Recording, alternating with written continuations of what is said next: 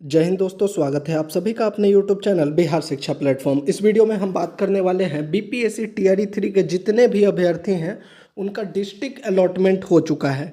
तो अब district allotment होने के बाद काउंसलिंग से संबंधित आपके जितने भी प्रश्न हैं कि आपका जो डिस्ट्रिक्ट अलॉट हुआ है तो आपका काउंसलिंग कहाँ पे होगा, साथ ही आपको कब रिपोर्ट करना है, कब आपका काउंसलिंग होगा, काउंसलिंग में कौन कौन से डॉक्यूमेंट चाहिए, जो आवश्यक दस्तावेज की लिस्ट है, या फिर जो आपका काउंसलिंग जिला है वहाँ पे कब कैसे किस विद्यालय में आपको योगदान देना होगा, काउंसलिंग से संबंधित जितना भी प्रश्न है उन सभी प्रश्नों का जवाब इस वीडियो में देने वाले हैं। तो वीडियो को पूरा देखिएगा। साथ ही अगर आपका कोई भी प्रश्न रह जाता है वीडियो देखने के बाद भी तो आप कमेंट में या फिर टेलीग्राम का लिंक हम डिस्क्रिप्शन में और कमेंट में दे देते हैं, वहाँ पर जाकर आप पूछ सकते हैं। तो चलिए वीडियो को शुरू करते हैं। सबसे पहले अगर हम बात करें तो देखिए अभी थोड़ी देर पहले जो है सभी पीआरटी 6 to 8 टीजीटी और पीजीटी का जो है डिस्ट्रिक्ट अलॉट कर दिया गया है। आपको यहाँ पर एक चीज़ और समझना पड़ेगा, जो भी डिस्ट्रिक्ट आपको अलॉट किया गया है इसी के डीआरसीसी सेंटर पर जो है आपका काउंसलिंग होगा।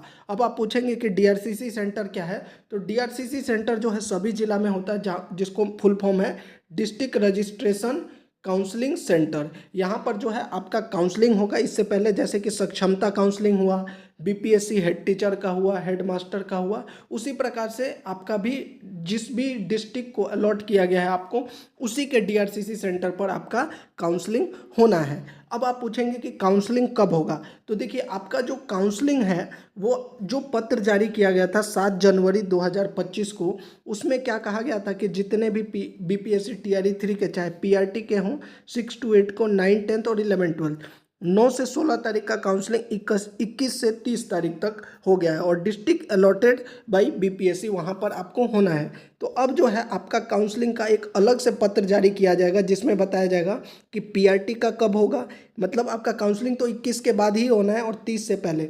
तो पीआरटी का कब होगा, 6 to 8 का कब होगा, टीजीटी का कब होगा और पीजीटी का कब होगा, इसके लिए पत्र जारी किया जाएगा शिक्षा विभाग के द्वारा अलग से। साथ ही जो है जितना भी जिला है वह भी अलग से पत्र जारी करेगा और आप सभी को सूचित किया जाएगा कि इस डेट के बीच में जो है आपको अपने डिस्ट्रिक्ट के डीआरसीसी सेंटर पर जाकर काउंसलिंग करवाना होगा। तो जितने भी अभ्यर्थी जिनका प्रश्न आ रहा है कि काउंसलिंग के लिए कब जाना है, तो उसके लिए अभी अलग से एक और पत्र जारी होगा जिसमें पीआरटी 6 to 8 टीजीटी पीजीटी का डेट जारी किया जाएगा कि इस तारीख को जो है आपको अपने काउंसलिंग सेंटर यानी अपने जिला के डीआरसीसी सेंटर पर जाकर जो है काउंसलिंग करवाना है। यहाँ पर एक बात और ध्यान रखिए, ये सिर्फ आपको डिस्ट्रिक्ट अलॉट किया गया है। यहाँ से आपको ये पता लग गया कि आपको इसी ज़िले में जो है विद्यालय मिलेगा। अभी आपको जो है ब्लॉक मिलेगा, जब आपका काउंसलिंग हो जाएगा उसके बाद ब्लॉक मिलेगा, फिर आपका जो है जब ट्रेनिंग होगा उसके बाद जो है आपको स्कूल भी अलॉट किया जाएगा। लेकिन जो भी आपका अलॉटमेंट होगा अब आपको जिला का पता लग चुका है,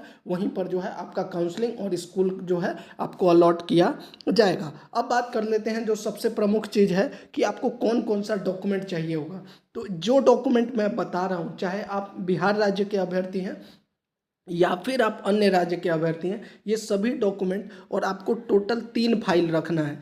3 फाइल में कौन कौन सा पहले बता दें। एक तो आपको जो है जिसमें आपका ओरिजिनल डॉक्यूमेंट रहेगा, और 2 फाइल रखना है जिसमें आपका जो है वाटर मार्क डॉक्यूमेंट प्लस में जो आपने अपलोड नहीं किया है उसका कॉपी रखना है।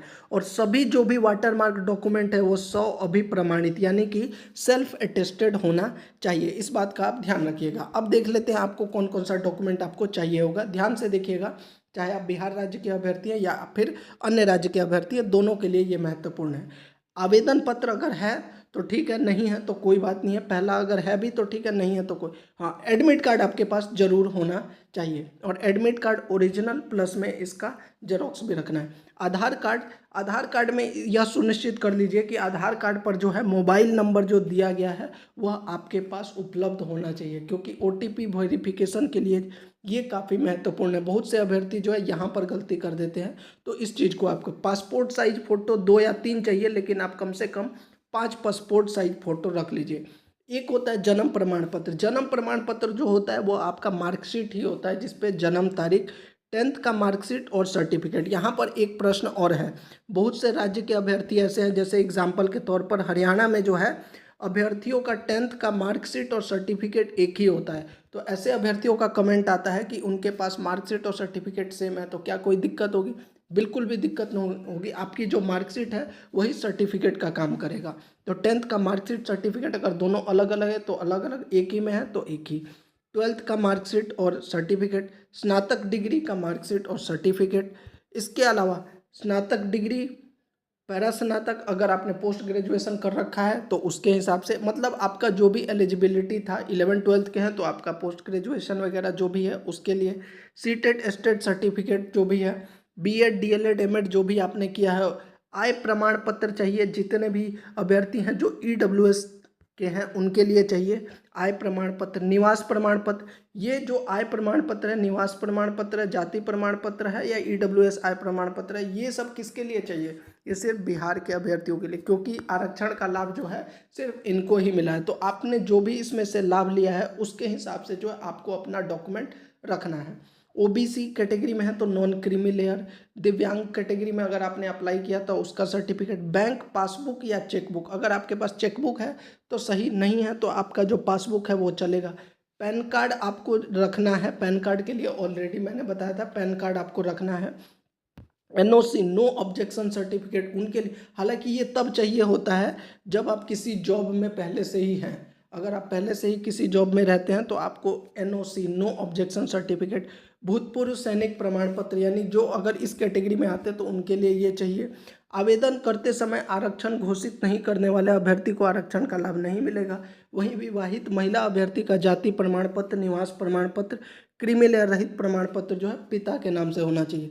एक चीज़ यहाँ पर और क्लियर कर देता हूँ, जो भी आप ये डॉक्यूमेंट लेके आ रहे हैं, अगर बहुत से अभ्यर्थी ऐसे होंगे, मान लीजिए कोई जो है यहाँ पर एससी कैटेगरी से है लेकिन उनका सिलेक्शन हुआ है मान लीजिए जनरल कैटेगरी में, तब भी आपको आरक्षण वाला डॉक्यूमेंट दिखाना पड़ेगा, क्योंकि आपने जब अप्लाई किया है तो आपने एससी कैटेगरी के लिए अप्लाई किया था। तो आपको जो है अपना जो भी आपने कैटेगरी में अप्लाई किया है उसका डॉक्यूमेंट आपके पास होना चाहिए। दिव्यांगजनों का प्रमाण पत्र जो है वो बिहार राज्य के किसी भी सरकारी चिकित्सा महाविद्यालय एवं अस्पताल से निर्गत अथवा परामर्शित प्रमाण पत्र होगा।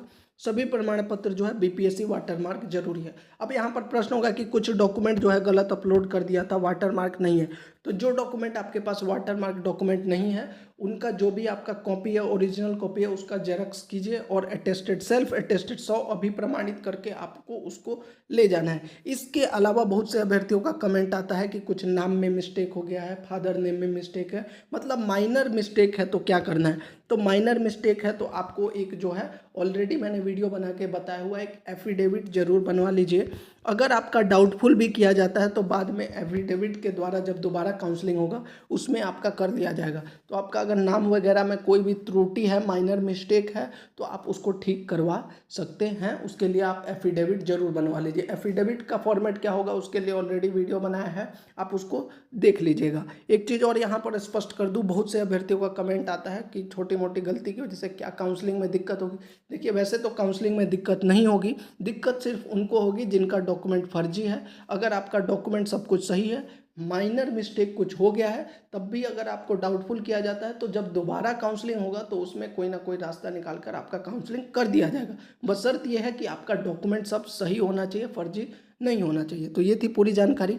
अभी भी आपका कोई भी प्रश्न है तो ऑलरेडी मैंने बता दिया, टेलीग्राम पे जरूर जुड़ जाइएगा और जितने भी अभ्यर्थी हैं वो कमेंट में भी पूछ सकते हैं अपने प्रश्नों को, और टेलीग्राम पर जुड़कर डायरेक्टली आप हमसे बात करके अपने प्रश्नों को भी पूछ सकते हैं। इसके अलावा भी अगर कोई प्रश्न है, और साथ ही कमेंट में ये जरूर बताइएगा आपका कौन सा डिस्ट्रिक्ट जो है अलॉट किया गया है। तो वीडियो अच्छा लगा तो चैनल को जरूर सब्सक्राइब कर दीजिएगा। जय हिंद।